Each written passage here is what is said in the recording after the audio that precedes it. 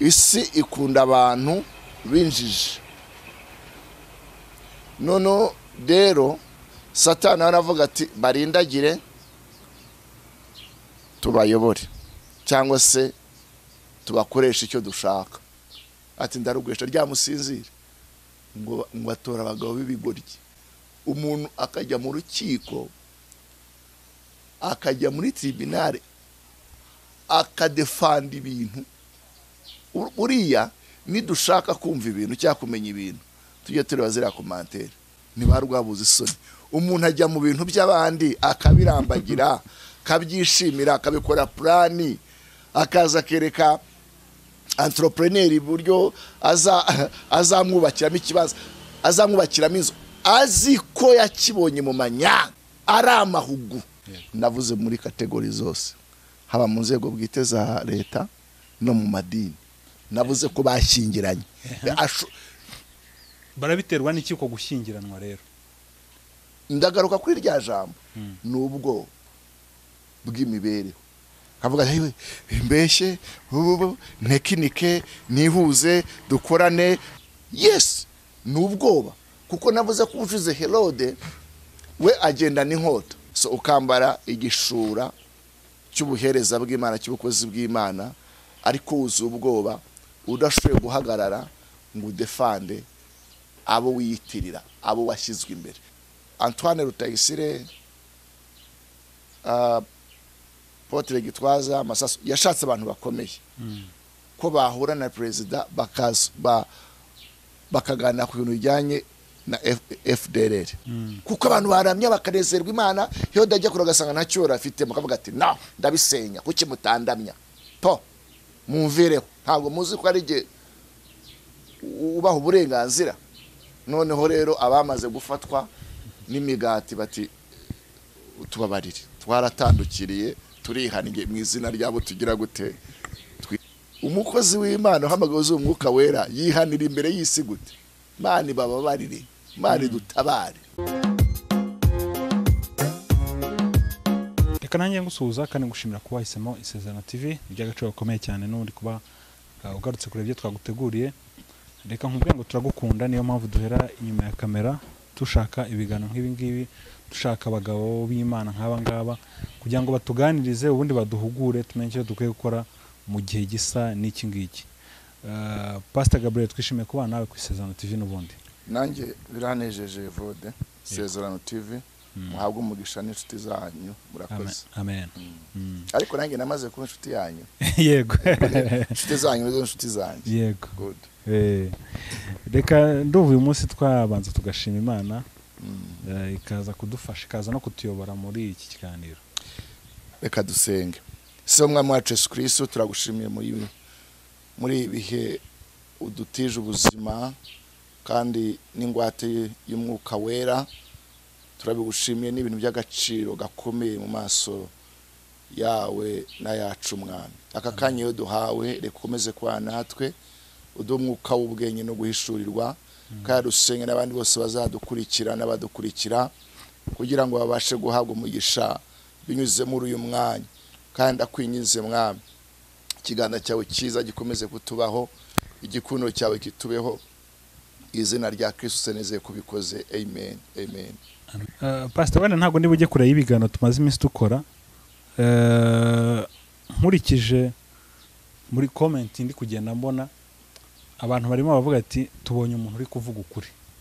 Ubonye ari iki kiri gutuma abantu muri iyi minsi bivuga ko niba bavuze ati tubonye umuntu uri kuvuga ukuri, hari abandi batari kuvuga ukuri kandi badashirutse ubwo. Ubona ari iki kiri gutuma abantu muri iyi minsi batari kuvuga bashize amanga? Ndabonamo ibintu bigera kuri bitatu. Urakoze ku kintu cyiza mbajije. Cyambere no kugira ubumenyi buke, kuba udafite fact ku byo ugiye kuvuga. Uri umuntu akenshi iyo adafite ubumenyi ku kintu aba afite n'impungenge yuko nakivuga bakabimubaza atari bubisubize. Icyo ni icyambere. Yego. Icya kabiri gitera ubwoba cyangwa se abantu ntibabashe kuvuga ukuri ni ukwikunda, kuba selfish, kwirebaho, ntugire ishyaka ry'abandi, ukumva ko wowe niwe umeze neza nta wundi umeze nabi. So urumva nyine ni ukwimenya, ni ukwirebaho. Urwo rwego rero ni urwego rw'abandi bantu ba kabiri nabo batavuga ukuri. Aba gatatu ni abantu buzuye Satani n'abadayimoni, yumva n'ibikoresho by'ubwami bwa Satani.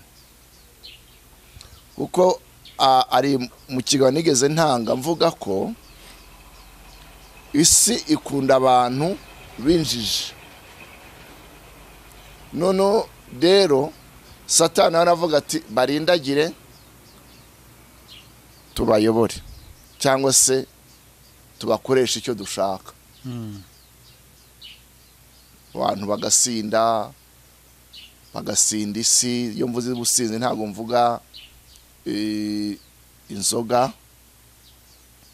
ushaka gusinda imikino ugasanga abantu basaze kubera imikino yabaye runaka, ugasanga abantu barangaye. Hasi ubundi umuntu muzima bakwiye kurangara, umuntu ufite ibyo gukora. So ibyo rero hari izindi mbaraga ziba zibiri inyuma. Parangare tubakoresha icyo dushaka. Abo rero bafite iyo mentality ni abakozi ba Satani. Kubera ko icyo nkundira Yesu we aragufata akaguvana muri ubwo bujiji. Ushize nakavuzeho ndavuga ngo umunsi Yesu yinjiye Yerusalemu, abagabo bagera muri 5 bahagurukije ibirego case bamushyiraho. Ana mukuru w'abatambyi, Pilato, Ponsiyo Pilato, Kayafa na Kayizari na Herode, bose mwese afite ikirego. Bati nabambwe kubera iki? Yafasha abantu abashyiramo abasubiza kuri origine yo muri Eden. Kuko Imana yadamaga kugira ishusho nk'iyayo. Ariko muri Eden Satani amaze kwangiza umwana w'umuntu yatakaje ishusho y'Imana, takaza bwa bwenge bw'Imana. So Isirayeli anezerwa n'abayikorera. Iyo mpamvu rero babaza bati uyu muntu azanye ubundi bwami, kandi yari afite abantu badetermine biteguye kumupfira, bamaramaje, ndetse bamwe bakamunavuga bati arashaka kudutwara ubwami. Ariko akavuga ati giye ubwami bwanjye si ubw'iyisi, si ubw'iyisi mureba bwa none, ni ubwami bw'iteka ryose. Ariko ubundi ubwami bw'isi n'ubwami bw'Imana byenda kumera kimwe, kuko bwose bukorwamo abantu. Ubwami bw'Imana burimo abantu, burimo intumwa, burimo abigishwa, burimo abakozi, yego burimo abantu kwa. N'ubwami bw'isi nabwo burimo abantu, kandi bose bari mu gihugu kimwe, bari mu isi imwe. Noneho kubera kutamenya kubitandukanya niho haza iyo conflict, haza guhangana. Rero narimvuze abantu ba gatatu batavuga ukuri ni abantu bakorera Satani, barimo abadayimoni, myuka mibi, yego ntibashobora kuvuga ukuri. Bavuze ukuri ntabwo babumva umwami wabo, nta banyabinyoma. Abanyabinyoma nta cyo kitahoze uribuka Ahabu ngo abona uruzabe rwa Naboti, ngo umutima uramusimbuka. Can you imagine? Umuntu ufite amafamu, ufite ibigo, ufite ingabo zimurinze, ariko igihambo cy'uruzabibu rwa Naboti rutuma ahangayika. Uzi trike bakoresheje ngo yabuze ibitotsi, buri abadamu bacu batubonamo byinshi. Aramubwira Yezebeli ngo ni gitumye ubura amahoro.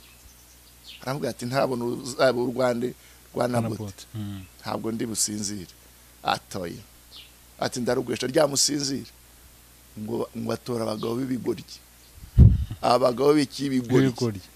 Umuntu akajya mu rukiko, akajya muri tribunal, akadefanda ibintu. Uriya nidushaka kumva ibintu cyangwa kumenya ibintu, tujye tureba zira commentaire. b'ibigoryi bati Naboti yatutse umwami atuka n'amategeko. Naboti nicyo azize kandi amategeko niko avuga ntahari se ngo bamutera amabuye agira gute arapfa. Ihagurutse umuhanuzi w'ukuri Eliya wita Ishubi aramubwira tumva ngo yari yicaye no yarahagaze muri rwa ruzabe ngo ari kurambagira ngo arwitegereza, ariko abantu ntibarwabuze isoni.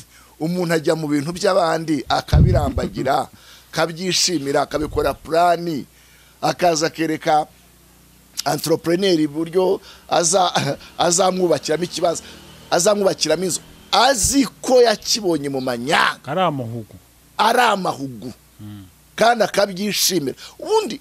Ariko nibyo iyo umuntu ari mu mwijima nyine awita umucyo awita bumva ko ni reality. Nta kibazo niko babayeho niko bateye. Rero kuba witeka nibwo bwenge se ntabwo yize amategeko. Buriya ishuri ry'amategeko twari imyaka myinshi akiga pe lo mategeko akaba yarayazi yarize muri Amerika, ariko Satani akamuzana amwuzuye agapanga ikinyoma cyuko azakuramo amamiliyoni kuko bari abantu bafite amafaranga menshi. So rero ntabwo yavuze ukuri, ariko icyo nkundira Imana yo ntabwo wayigiramo ideni. Ahabu se yarabiriye ntabyo yariye. Ibyo umuhanuzi yamuhanuriye byarasohoye na Yezebeli babiruhiye abandi. Rero gukomera ni byiza, ariko twirinde icyo umwuka w'Imana tubwira tujye tucyumvira. Imana dufashe kandi tugire neza. Numva bisobanutse. Yego utubwiyemo utuntu harimo kwikunda, harimo utundi tuntu, ariko se niyo mpamvu kuko nkurikije icyo abantu bavuga baravuga bati ko abashumba muri iyi minsi bari kwifatanya na Herode. Erega jewe ntabwo mpagaze ku ruhande rw'umuntu ari we wese, kereka uwizera Kristo kandi ukiranuka. Navuze muri kategori zose, haba mu nzego bwite za leta no mu madini. Navuze ko bashyingiranye. Barabiterwa n'iki ko gushyingiranwa rero? Ndagaruka kuri rya jambo nubwo bw'imibereho. Erega buri umunyabyaha niwe muntu w'umunyabwoba, kuko umukiranutsi ameze nk'intare. Kavuga yewe mbeshye ntekinike nihuze dukorane bageze kuri biriya. Agaca inzira y'ubusamo kanabigeraho kuko Imana n'urukundo. Barangiza rero nyine bakajya mu buriri bagakora ibyo bakora. Umva nyine abantu bashyingiranye bahuza n'umutungo, bahuza n'ibitekerezo, inama bazihuriramo, bagakorana, bakagendana, proje bakazishyira hamwe. Yego bakanabibona. Erega Yeremiya yabivuze neza, yavuze ngo umunyabyaha hari igihe amera nk'igiti cyishimiye ubutaka kigaye, yego cyatoshye, ngo ariko nagiye nanyuze ahacyo ndahabura kiruma. Niko rero abo bantu bateye gutyo bamera, barabuminga bagakomera bagashinga bakamamara, ariko umusore w'umunyabwenge akamureba akamucishamo ijisho kavuga ati aha ni iby'abandi. Ushobora no kwibona pe mu nzira nziza, ariko utabikore. Ubundi Imana yaduhamaga kugira ngo tube umugisha w'abandi. Ngira ngo ngize kumaza iki kibazo, Imana igushyizeho uri igisubizo cy'abandi. Hari imfubyi uno munsi mu mwanya, hari umwana narimbaje se utagiye kwiga, aramwe ati ndagenda ariko ntago byoroshye. Ati amakuru ufite nuko abana bari kubabuza kujya kwiga kuko batishyuye school fees zuzuye. Ibaze umwana kujya gutanga ishuri afite school fees yuzuye. Yego wenda agiye no kurangiza. Abantu bafite ibibazo, uretse na covid abantu bafite ibibazo. Mfite umwana w'umuturanyi namenye yuko atananiwe kwiga kuko yabuze ubwenge, yabuze ubushobozi. ariko ugasanga umuntu afite ibibanza, afite amazi, afite ibyo yashyize mu mabanki, ni mwene wacu. Ukibaza ariko umuntu yarababaye nk'uko abandi bababaye, ibyo se baza ko Imana yabyihanganira. Imana idutabare kandi tugire neza. Rero gushaka kwirundaho ibintu ni ubwoba bwo kuzabaho. Ubundi Yesu ntigeze agira ubwoba yuko azamburwa ubwami cyangwa azamburwa ubuzima, kuko yaravuze ngo ukugabije kurusha ubushobozi. Iyo Imana idashima ko bw'abayuda ntabwo nari kubahabwa.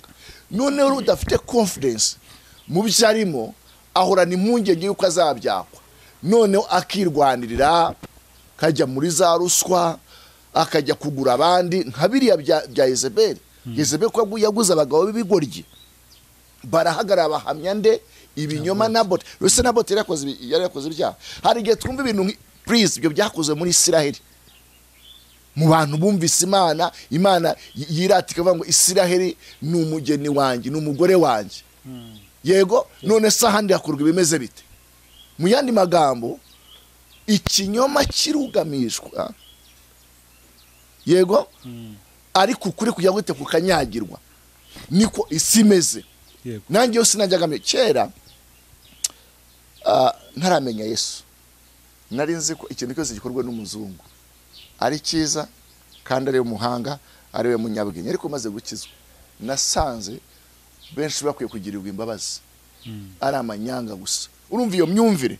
N'ubu rero hantu bazi ngo abakomeye cyangwa abatware nibo banyakuri no bantu beza, ariko bamaze guhishurwa n'umucyo. Mu kiganiro cyose twaravuze ngo ni baruhekera ababyeyi, kuko isi ya none umuntu ntabwo akomezwa n'umwanya afite gusa, cyangwa n'izina akomezwa n'ibyo afite. Ukomeye ufite ubutunzi yayobora, yego, yagura ibyo ashatse, icyo ashatse yakibona. Dufite fact zibitwereka. Urumva rero ntabwo isi igendeye kukuri, igendeye mu kinyoma. Rero naba bantu uburyo butatu, abo warumajote se niyo mpamvu bashinya na Herode. Yes, ni ubwoba, kuko navuze ko ubucuze Herode we agenda n'inkota.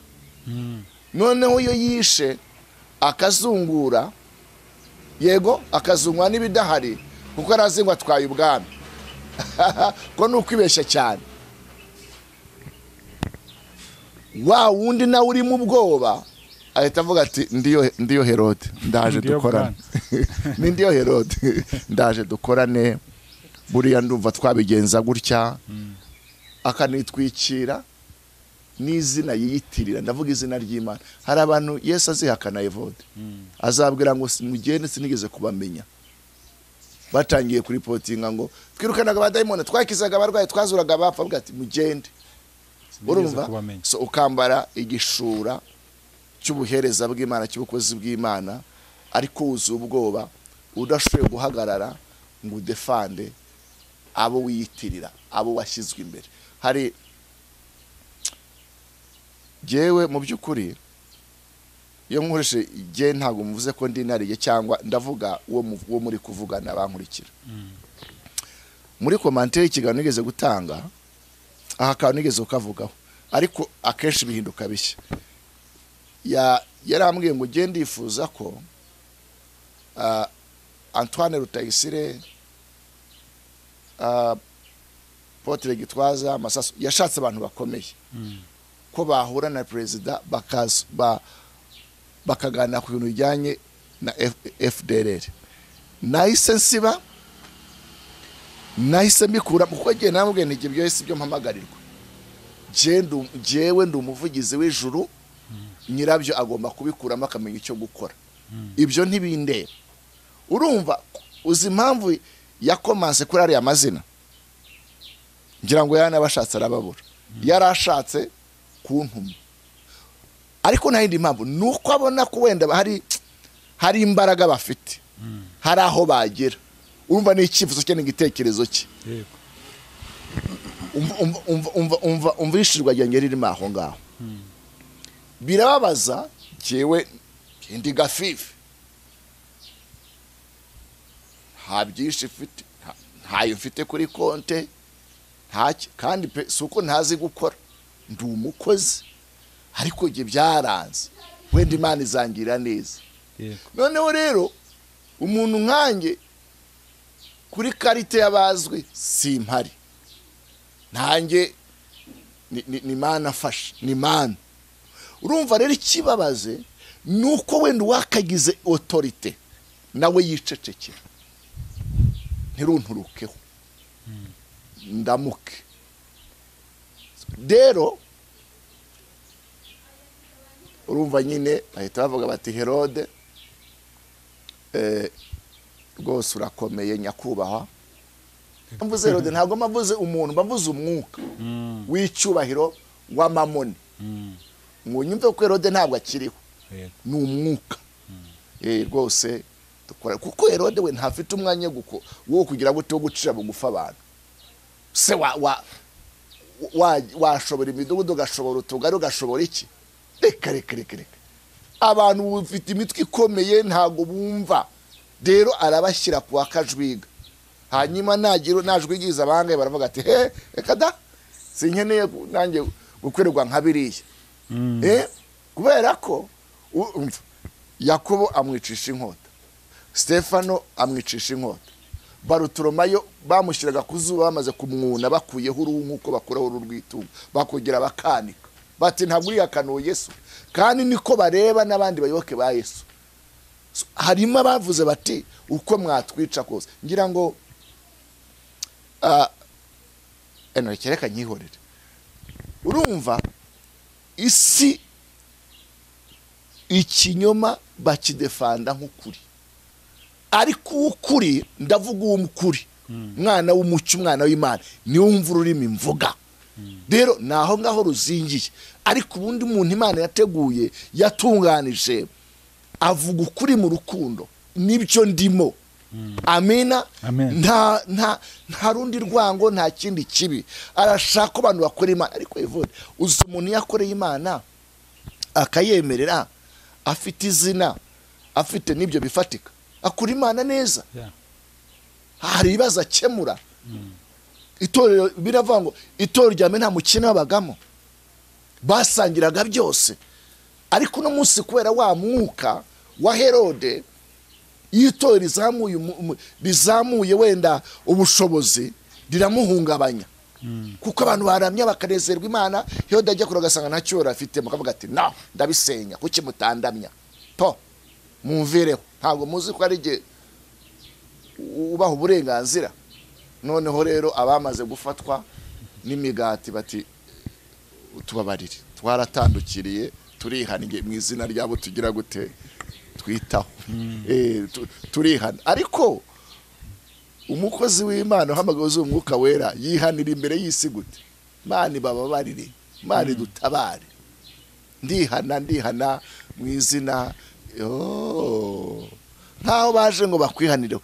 Hari ijambo natanze kuri mbabwira ngo umwami n'umuhanuzi barakorana, ariko ikibazo nuko umwami nka Yerobowamu yafasha keza abahanuzi b'inda b'ibinyoma kugira ngo bajye bamukora ku gicaniro. Ariko wa wundi waje ava i Beteli yaraje agicamo kabiri, atanga n'ikimenyetso, ashaka no kumurwanya, ahita hinduka ibibembe. Kandi n'ubu Yerobowamu izo ngeso ntabwo arazicikaho, aracyafite abo yeza. Nuko rero isi meza bafite abo beza. Niyo ugiye bavuga ati si bishop si musenyeri, ubundi bishop niwe musenyeri, reverend ni nyiri ubutungane. Se ntabwo ubona se urabarusha iki? Urumva ntabwo nyankunda kwiranda konti, nkunda abantu, ariko ntabwo nyankunda kwigeranya. Genda uwo ndiwe n'Imana yanje, umuntu n'umuntu, Imana itugeneza. Ariko ugasanga uzi ko ubutunzi budefanda amafuti, ubutunzi cyubahiro kidefanda amakosa. Ugasanga rwose munyamakosa arasigijwe, agizwe umwere, agizwe mwiza. Terrible. Ni ikibazo. Vuze ibintu bikomeye. Pastor, wenda turimo tunasoza, ibi bintu ubona bifite ingaruka ki? Urumva byaturutse hejuru kuri babandi bayoboye, bibafiteho ingaruka ki? ubwo ndavuga abakristo nyine abayoborwa nibarire bihanagure bubure amaso umuremyi wabo Kristo azajya nyine aduha n'urwo rushyi rwuzuye rurimo amahoro turyame dusinzire tugone ariko ingaruka z'ikizi n'ubukene kandi ubukene nibwo buza kurya nabi umuntu agakenyuka nibwo buzana ibyaha bindi ureba umwana w'umukobwa wavukiye mu muryango ukennye yego wenda se yari umupasiteri wumva se zifuza gukizwa urubyiruko kuko kenshi rwifitira ari ryarwo rirari rya gisore urumva nyine ni ingaruka z'ubwihebe bushingiye ku gutabwa k'ubukene erega umukene baramuninira nta shutagira noneho ibivamo byinshi harimo kunywa ibiyobyabwenge kwiyanga ukabaho nta muntu wumva ugukunda yego kankubwire Evode ari umuntu igeze ambwira akantu aba hanze Imana imuha umugisha nanyumva avuga ati tugana avuga ati ndabiza abakozi b'Imana ibazo mugira ati nanjye nabaye kwa pasiteri uzi bazo by'abakozi b'Imana uzi ko ubona abashyitsi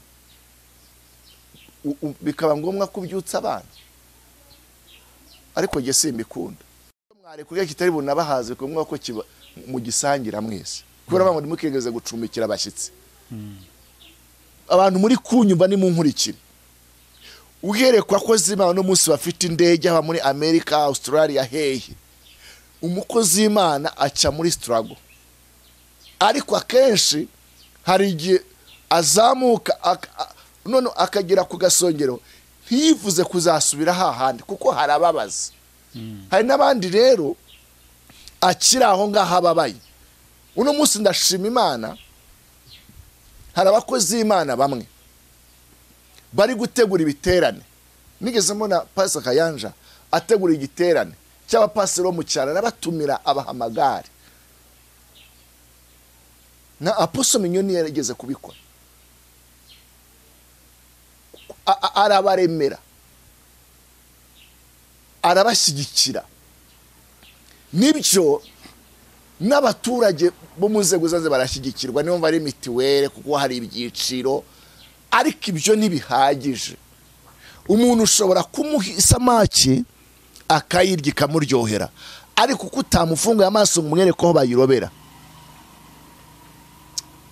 akazahora gusaba Yesu rero icyo akora ntabwo aguha isamaki gusa ahubwo akwigisha n'uburyo bayiroba isi rero iragufasha kugira akomeza kuba umugaragu mu gitabo cy'imigani haravuga ngo uguza n'umugaragu w'umugurije ni ukuvuga ngo buri ukuguza buri ukurya amadeni buri umugaragu wa wundi rero Yesu akatubwira ngo ideni tugomba kujya ni iry'urukundo muri Kristo dufite urukundo ntabwo uzahera umuntu kugira ngo aguhe inyungu zirenze cyangwa kungukire Yesu yaravuze ngo ntimukagurize abantu mutegeza ko bazabaguzurira cyangwa se ngo muha abantu mukore abantu ibyiza muzi ko bazabishyura ikiza cyose dukora tugomba kugikorera Imana isi rero si uko imeze ishaka kuguha kugira ngo uyikeze kugira ngo uyiramye niko Herode ameze araguha ariko ujye uhora imbere ye ko ntamubonye asigaye abona ko njyewe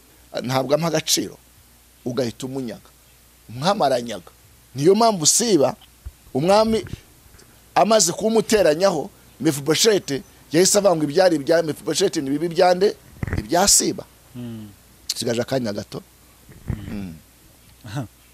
ngira ngo n'ubundi dushaka twasoreza aha ngaha ndumva n'ubundi nkegeza ko abantu babashe gusobanukirwa ko byari byiza ko dusa nk'abibanda ku kiganiro ubushize twakoze kugira ngo abantu babashe kubisobanukirwa neza ko muri iyi minsi nyine ukurikije comment biragaragara ko hari abantu nyine bafite ako kantu k'ubwoba cyangwa se n'ibindi kuri abagiye bisobanura kwikunda n'ibindi ubwo ntekeza ko abantu babashe kubisobanukirwa ubwo niba hari utasobanukiwe azaguhamagare umusobanurire wenda mu buryo burambuye yego nimero tuzayishyiraho iketse n'ibenda bagiye babone twasoza dusengera urakoze tuvuze amagambo akomeye kandi y'ingenzi hari ijambo Yesu yavuze ngo ni Yesu ngo nimumenye ukuri kuzababatura. Kuvuga ngo umuntu uri mu bubata bwa Satani n'isi ntabwo yumva ubutumwa, ariko wamaze kubatuka ubasha kumva, ukagendera mu mucyo, ugasobanukirwa, ugatangira umurongo muzima. Rero reka mvuga irindi jambo, iyo tubibira mu mubiri turadusarura kubora. Umubiri ni product irangira, iba expired. Ariko ubira mu mwuka azasara ubugingo bw'iteka ryose. Ni ukuvuga ngo niba uri umunyamwuka ntabwo uzagira ubwoba bwo kuzabaho, kandi urushyi rimwe rukunyura. Ntabwo uzifuza kuba mu nteko ijambo ry'Imana rivuga ngo ntitukifuze kuba gukorana mu biganza n'abakomeye, kuko hari igihe ushobora kuvuza gukorana mu biganza n'ukomeye agahita abona yuko utanakarabye no muri izo ntoki, agahita agira gutya. Hari umugani mwiza nk'uno w'Ikinyarwanda uvuga ngo amaboko atareshya ntabwo aramukanye. Nese wibaza ko amaboko areshya? N'umuntu nyir'ubwite ubushakashatsi bugaragaza ko amaboko y'umuntu atareshya, wateyeho atari ubundi bumuga uri kumwe nabwo. Ntabwo bavuze mezire z'amaboko areshya, no ni ubushobozi.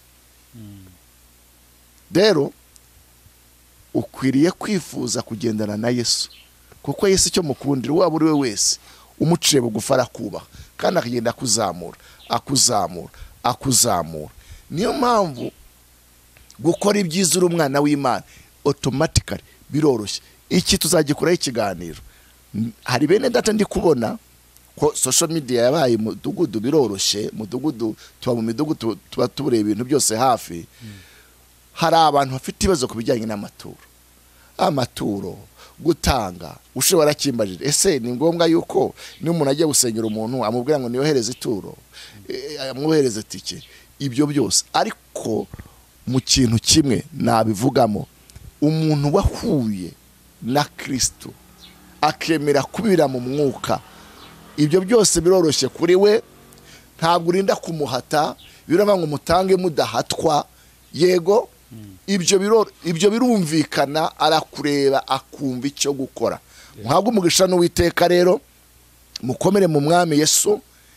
Uyu mwaka kuri buri muntu wese uzakomeza gukurikira, kuko nababwiye ko turasenga, dusengera abami n'abatware, dusengera abayobozi. Hari ijambo navuze mu Befeso rivuga, Petero, ni ijambo riri muri Abefeso Timoteyo igice cya 2, ndumva ari mu bice 2. Yego, good. Igice cya 2 ni igice cya 2 Timoteyo wa mbere. Haravuga ngo irya mbere ndagira gute ndaguhugurira dusomere kugira abantu bose no kubasengera no kubasabira no kubashimira, ariko cyane abami n'abatware bose, kugira ngo duhore mu mahoro tutabona ibyago, twubaha Imana kandi twitonda rwose. Urakoze. Amen. Uyu murongo hari abantu batawuzi. Ntabwo abami n'abatware tugomba kubareka, ndavuga twige kubizera. Tugomba kubingingira, tukabasabira, tukanabashimira. Ni abami n'abatware batwara isi, ni abakozi b'Imana bashyiriweho kuyobora abantu. Rero turi mu minsi 14 yo kubasengera abami n'abatware. Imana yabakoresha ibitangaza. Genza ahantu mu bihugu aho umuyobozi ari perezida w'igihugu yicara akavuga ngo mbubakiye urusengero, kuko Imana yamuha ubwo butware, kandi agashyigikira abakozi Imana nta kindi kintu. None se Kuru yari akirijwe? Kuru ntabwo yari akirijwe, yari umunyamahanga, ariko Imana imutera umwete ugira ngo azabe ibikoresho bande ba Zerubabeli n'aba Yoshua ngo bajye kubakira Imana mu gihugu cyabo. Bari basuhutse bavuye muri cya gihugu, bavuye i Babuloni. Imana itera umwete Kuru. Kuru se yari akijijwe, ariko Kuru yasigiye kugira ngo agire gute, abone ubutunzi n'umwijima. Bo bafite izo mbaraga zo kubona ubwo butunzi, kuko babubamo, bari hafi, barabukora, barabukontorora. rero iyo tubasengeye babasha kumenya icyo gukora. Imana ishimwe cyane. Babasha kuyobora abo bahawe neza. Kuko tutabasengeye bashobora kubaho, dushobora kuba mu kaga. Ukora ibiganiro byawe wenda niyo cano yari gutuza n'umuryango wawe, yego, ugatangira kwa za stack. Kubera iki? Hajemo akaduruvayo. Ariko tubasengeye bafata ibyemezo byiza, babaho mu mahoro. Rero ntitugomba kubareka. Uzakurikiye mu isengesho ryanjye, ntabwo nshobora gusoza ntasengera n'abatware. Kuko Imana irabayobora. Umutima w'umwami Imana iwuganisha aho ishaka. Nta mwami ukomeye kuruta Imana.